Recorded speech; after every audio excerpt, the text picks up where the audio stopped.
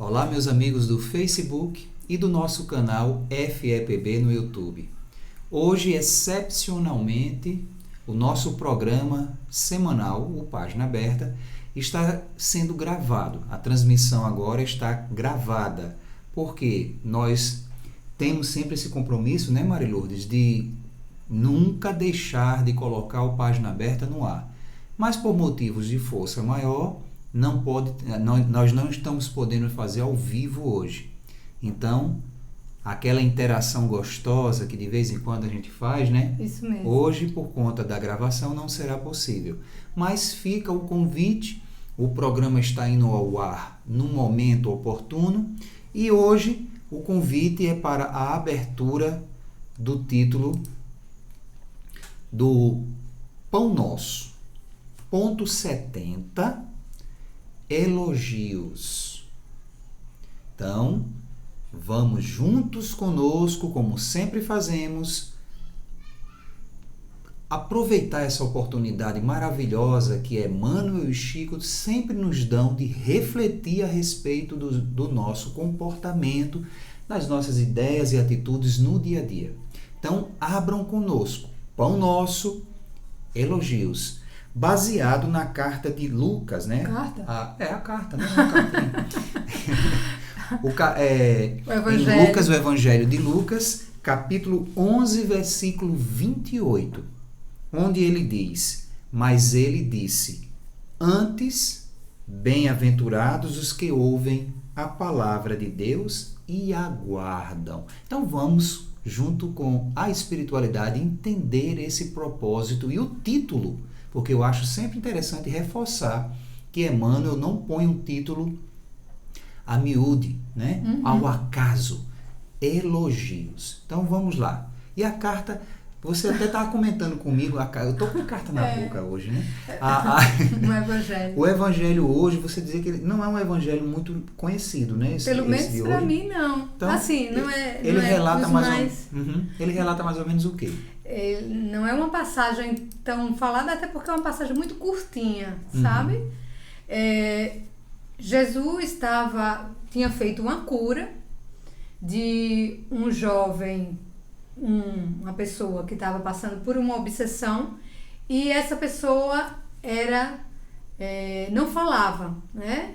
Ela não se comunicava com a voz, ela não diz aqui, não fica claro se era uma coisa de nascença e tal, mas ela estava sob efeito de espíritos que Jesus, no seu poder de amor, libertou aquela pessoa, né? E as pessoas ficaram, como sempre ficam, né? Estarrecidas e admiradas. Admiradas, né? E aí Jesus traz um exemplo, ele vai mostrando que quando um espírito ele se afasta de uma pessoa, né? Ele vai para lugares áridos buscando repouso. E como não acha, ele torna a casa, ou seja, ele torna aquela influência. E se na volta ele encontra essa casa preparada, ou seja, essa casa continua ainda na situação ou pior para aquela obsessão, e aí não vem só ele, vem ele e mais. E aí ele diz até assim, leva consigo outros 7 espíritos. A gente já estudou, eu me lembro, a gente já estudou isso no Evangelho segundo o Espiritismo, tem essa passagem.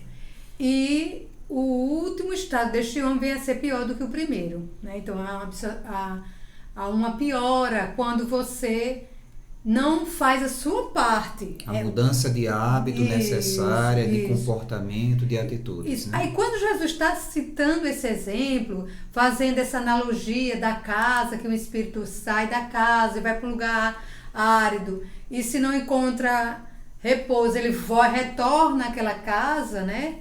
Colocando a casa como a influência, aquele corpo físico, aquela pessoa, aquele ser encarnado. Uma mulher que estava ali na multidão, né?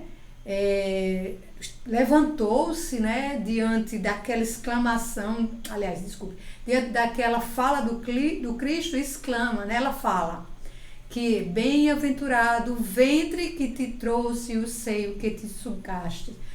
Um elogio a Maria, né? Ela faz um elogio a Maria. E aí o Cristo traz no versículo um alerta, né? Para que as pessoas pudessem entender o que estava sendo dito no seu foro íntimo, na sua percepção. E aí ele responde, foi o que Queiroz já trouxe. Antes, bem-aventurados aquele que ouve a palavra de Deus e aguarda. Como se fosse uma advertência para o que é mais importante.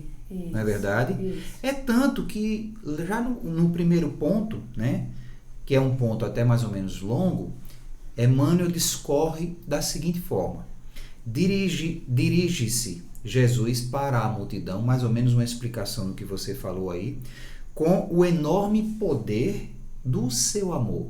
O Cristo, onde ele chegava, sem dúvida, o seu amor era sentido. Eu me lembro quando a gente visitou a irmã Irna lá em Pernambuco, ora, diante daquela criatura, né? A gente sentiu aquela emoção, aquela comoção. Você, quando teve a oportunidade de ir lá em Uberaba conhecer Chico, de olhos fechados, você recebeu aquele impacto daquele homem também chamado amor. Eu fico imaginando quando alguém chegava perto do Cristo. Com certeza. Ave Maria. Então não tinha como um ser do quilate do Cristo, por mais que ele tivesse ali minimizado a sua potencialidade angélica para poder conter-se e manter-se na carne, sem dúvida, quando ele chegava, eu acho que a coisa era de uma luminosidade, de um magnetismo muito grande. A ponto, né, eu ainda quero nessa reencarnação conhecer a Terra Santa, né, fazer aquele roteiro de turismo. A ponto de as pessoas, tem gente que relata que até hoje quem faz esse roteiro da Terra sente coisas assim inexplicáveis, comoções, emoções assim de ordens muito fortes. Enfim, né? Então Emmanuel vai dizendo, com seu enorme poder chega o Cristo, conquistando geral atenção. Tal mal terminara as observações amorosas e sábias, eis que uma senhora se levanta no seio da turba, ou seja, no meio da multidão, no meio das pessoas, e magnetizada pela sua expressão de espiritualidade sublime, reporta-se em voz alta as bem-aventuranças que deviam caber a Maria por haver contribuído na vinda do Salvador à face da terra. Né? Emmanuel dá a explicação para a fala da mulher, por quê? Para reforçar o porquê do título que ele deixa para a gente trabalhar na noite de hoje. Elogios, né? Porque foi o que a mulher fez, né? Ela elogiou Maria, lógico, sem nenhuma intenção de maldade, sem nenhuma intenção, puro amor e reconhecimento, porque uma pessoa, né, quando é reconhecida, é gratificante. Quem não gosta de ser reconhecido? Eu gosto. E até porque, conhecendo a espiritualidade, a gente entende que Maria realmente é uma bem-aventurada, até porque é assim. Tinha que ser e o quilate lá em cima. O anjo, quando chega, ele diz isso, né? Bem-aventurada és tu entre as mulheres, né? Bem-aventurado é o fruto do vosso ventre. Mas o Cristo, ele não podia perder uma oportunidade, porque por mais... De ensinar e de mostrar o que é mais importante. Isso. Por mais que ele entendesse aquele elogio, né? Ele, pelo lugar de humildade, inclusive que Maria tinha, e ele também, ele precisava que as pessoas entendessem qual era a sua mensagem. Não era do louvor a ele, ou louvor a Maria. Ou quem quer que seja. Né? Pronto, foi um ponto muito importante esse que você tocou, porque o que é que muito das religiões fazem? Endeusam. E as pessoas, de um modo geral, religiosas ou não, elas motivam muito a vida baseando-se no herói, num personagem, né?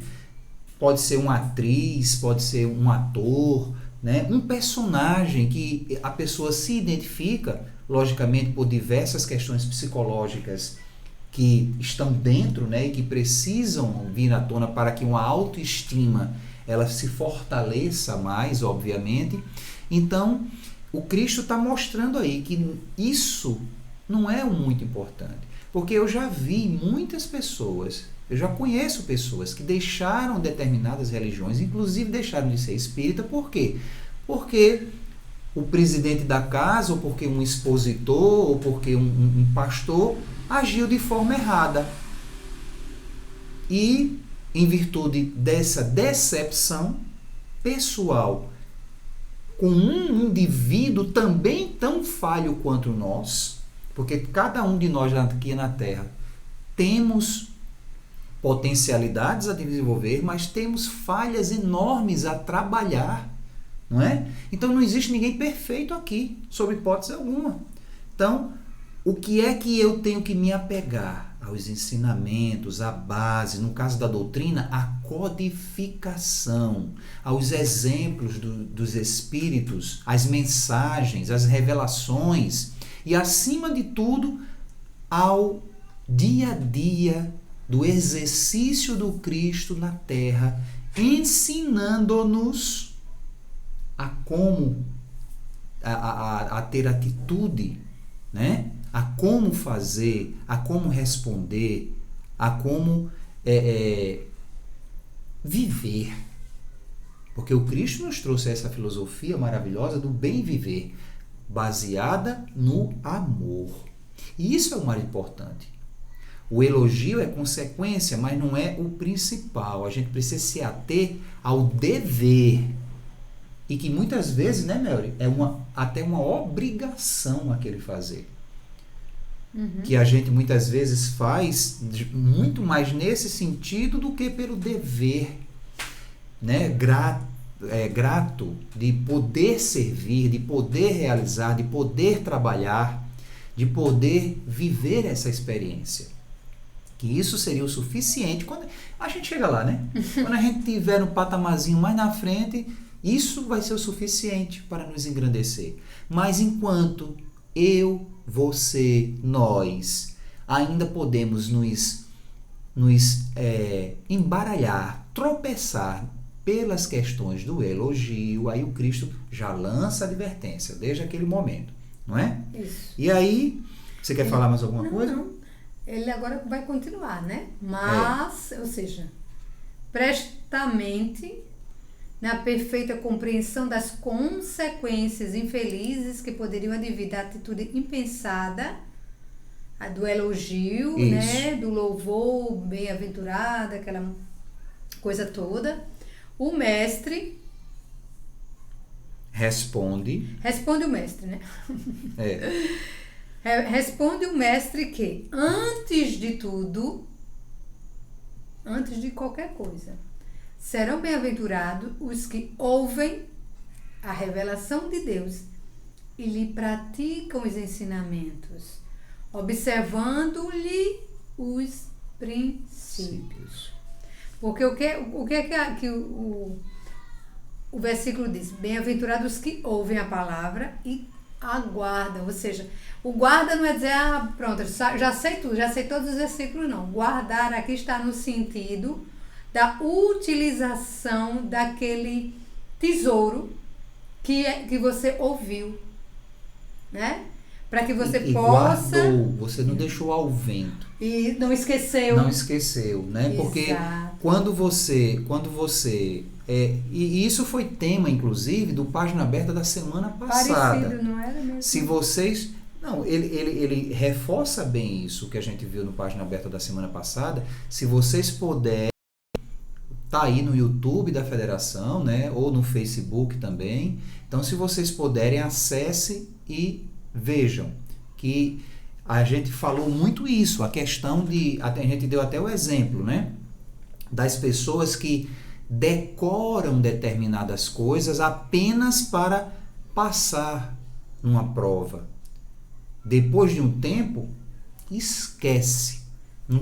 Você não tem mais lembrança do que ficou. Agora, quando você aprende, quando você se esforça ali, pratica e aprende, internaliza, aquele ensinamento não só vai servir para a prova, mas vai ficar com você a vida inteira, a eternidade inteira, porque você... Então, é isso a advertência. Quando Jesus diz, né, ouvem a revelação de Deus e lhe praticam os ensinamentos, né, no sentido de guardar, aqui, ó, os que ouvem a palavra de Deus e as aguardam, é no sentido de internalizar a ponto de fazer parte de você.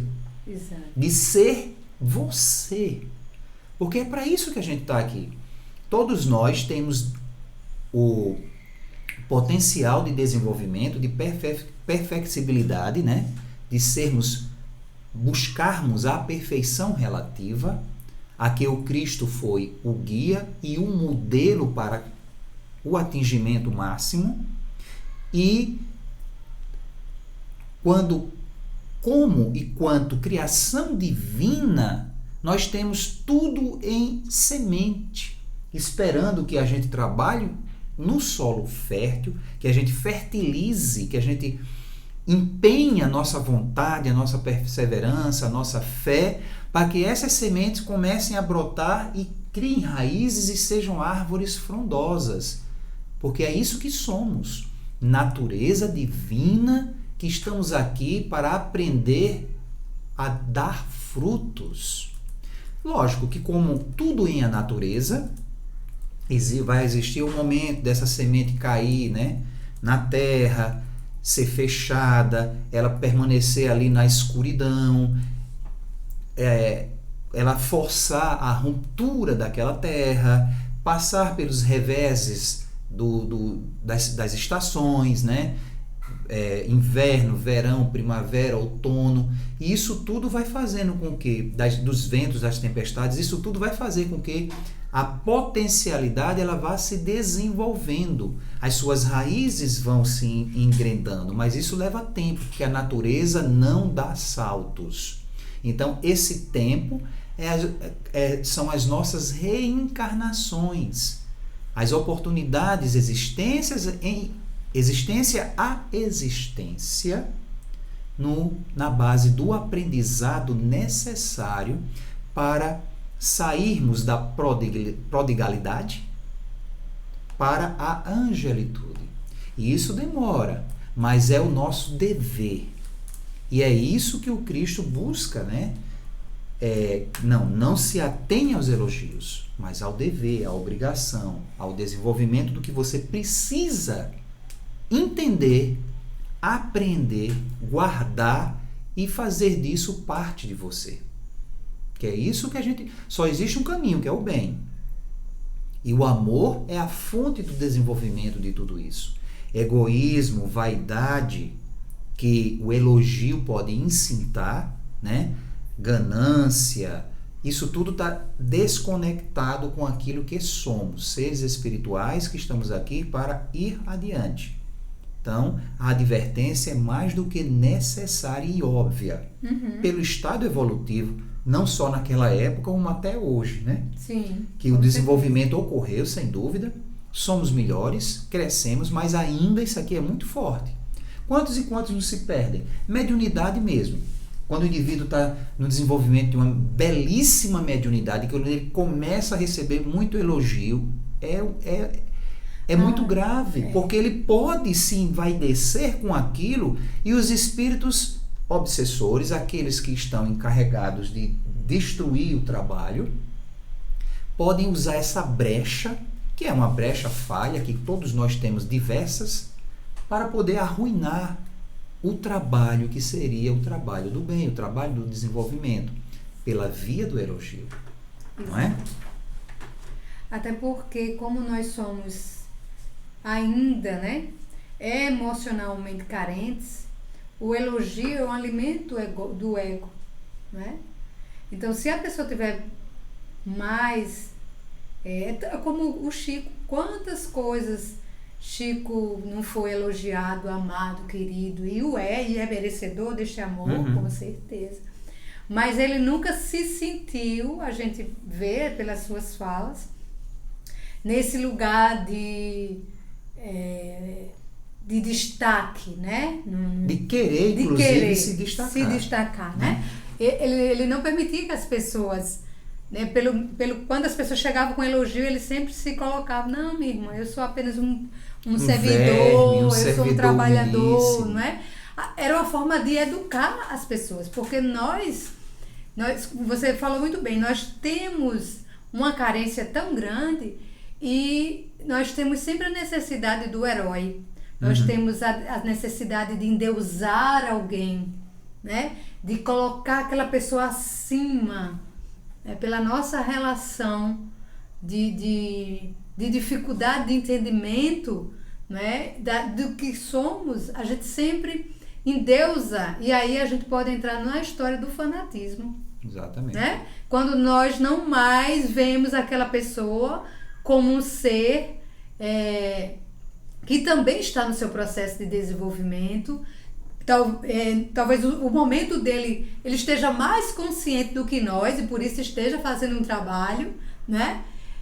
Mas é o cuidado que a gente precisa ter, tanto da gente entrar nesse fanatismo, endeusando as pessoas, como nós podemos prejudicar. Eu posso dizer, não, Mary, mas aí se eu elogio e alguém se acha, a culpa é minha? Não é, ninguém está falando aqui na culpa, mas na responsabilidade. Porque às vezes nós não somos responsáveis porque o outro vai se sentir orgulhoso, mas nós somos responsáveis de alimentar. Isso. Né? Alimentar o vermezinho do egoísmo e da vaidade, que é a vaidade que pode detonar. Com certeza aquele elogio não ia mexer nas bases de Maria, mas o Cristo queria que aquela fala fosse que estava sendo ouvida por aquela multidão, pudesse vir o esclarecimento, né? E é como ele disse, que era em seguida, Emmanuel vai dizer, né? A passagem constitui esclarecimento vivo. Para que não se amorteça. Olha o verbo que Emmanuel usa. Para que não se amorteça entre os discípulos sinceros a campanha contra o elogio pessoal, a vaidade, o personalismo, né? Isso. Que tudo isso está muito arraigado ao egoísmo, né? Exato. Ao ego, a questão do ego. Veneno, que Emmanuel chama até de veneno das obras mais santas, a sufocar-lhes propósitos e esperanças. Propósitos e esperanças. Olha como é grave. Porque o elogio, ele é tão sutil que a pessoa vai acreditando que ela é aquele próprio elogio, aquilo que está sendo dito.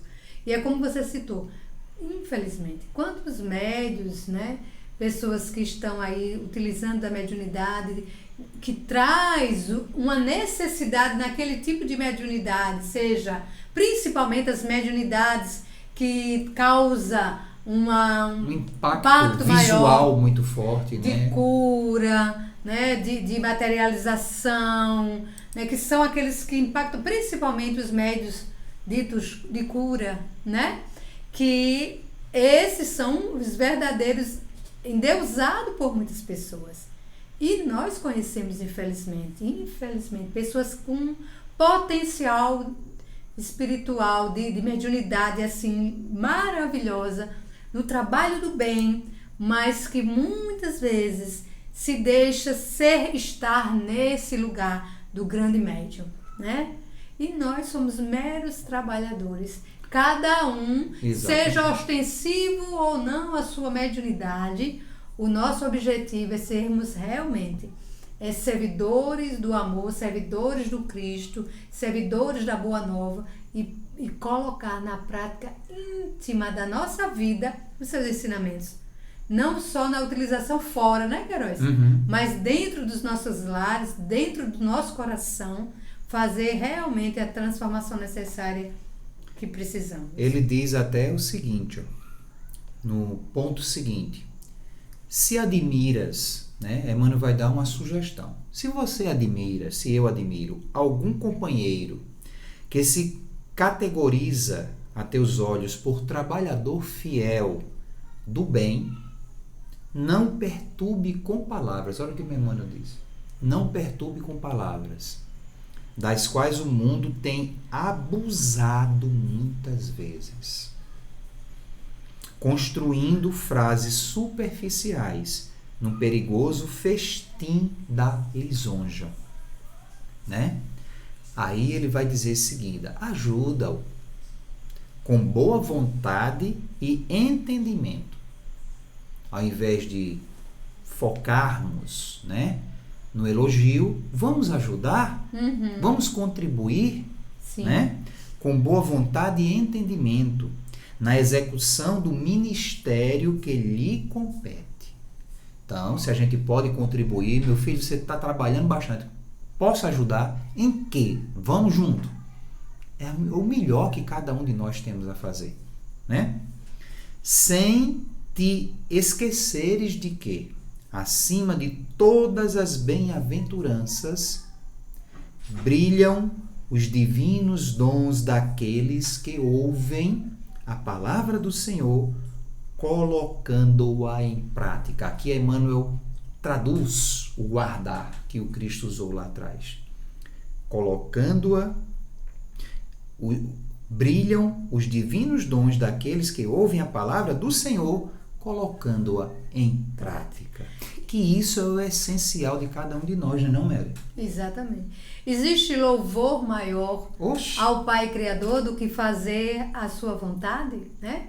Ou reconhecimento maior a um trabalho bem executado, a uma mediunidade bem vivida e assistida, do que você auxiliar com as suas vibrações, com as suas preces, até mesmo um auxílio mesmo pessoal lá, financeiro, né? Tanta forma que a gente pode auxiliar e crescer, porque aí, enquanto o outro está fazendo o seu esforço de crescimento individual, eu vou ficar para trás? Eu tenho que fazer o meu.